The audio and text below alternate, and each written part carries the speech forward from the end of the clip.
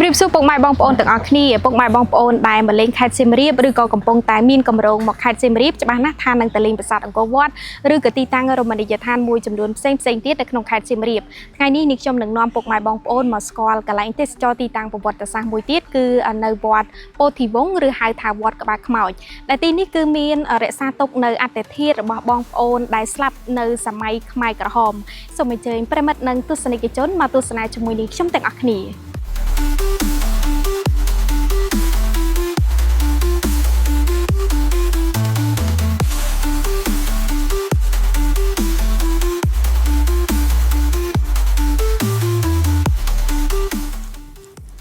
ពុកម៉ែបងប្អូនទាំងអស់គ្នាវត្តពោធិវង្សដែលត្រូវបានគេស្គាល់ថាវត្តក្បាលខ្មោចស្ថិតនៅក្រុងសៀមរាបខេត្តសៀមរាប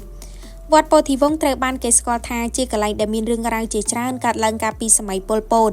ទីនេះគឺជាកន្លែងប្រវត្តិសាស្ត្រមួយដែលអ្នកទស្សនាអាចស្វែងយល់អំពីព្រឹត្តិការណ៍និងស្ថានភាពខ្លះៗដែលកើតឡើងនៅសម័យនោះតាមរយៈរូបគំនូរនិងការរៀបរាប់ដោយសង្ខេប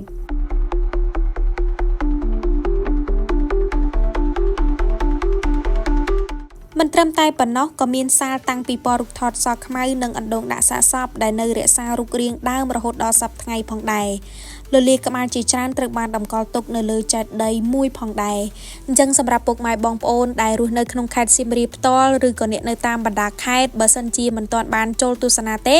កុំភ្លេចចូលទស្សនាវត្តពោធិវង្សដែលជាកន្លែងប្រវត្តិសាស្ត្រមានអត្ថន័យនិងមានលក្ខណៈពិសេសដែលអាចជួយឲ្យអ្នកទស្សនាស្វែងយល់អំពីព្រឹត្តិការណ៍និងប្រវត្តិសាស្ត្រនានាផងដែរហើយអរគុណពុកម៉ែបងប្អូនដែលចំណាយពេលវេលាតាមដានទស្សនាវីដេអូមួយនេះតាំងពីដើមរហូតដល់ចប់ជួបគ្នានៅវីដេអូក្រោយជាបន្តទៀត